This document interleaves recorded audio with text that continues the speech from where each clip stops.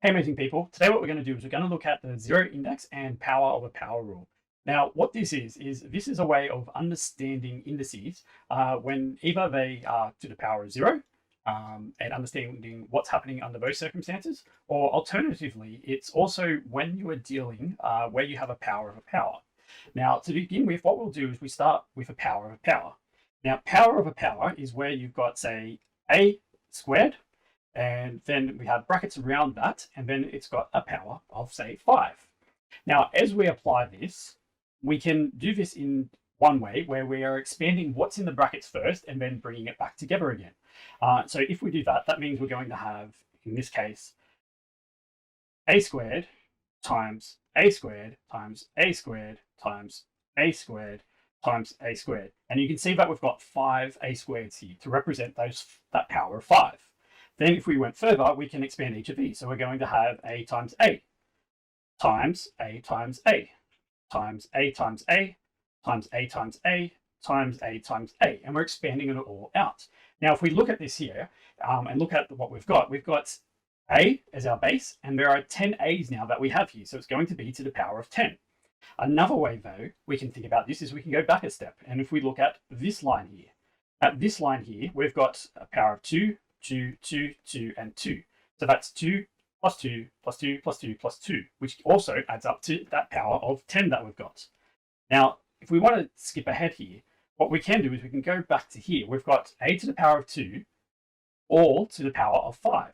And if we think about it, 2 times 5 also equals 10. And so that's what's happening here. A better way to understand this is this can go to this step here where we've got a to the power of 2 times 5, where we're multiplying that power of a power here, and that's then going to give us our answer of a to the power of 10. Now, another thing to consider is when we have a zero power. Now, this is where we have something where we've got, in this case, let's say we've got x to the power of 0.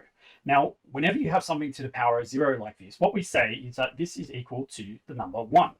But before I just tell you this, let's go back and take a step back to understand how this comes about to be true.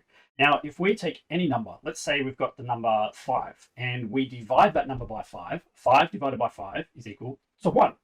We do this with some letters and have x to the power of x, x divided by x. When we divide these here, so x divided by x, it's the same number divided by the same number. This is going to give us an answer of 1.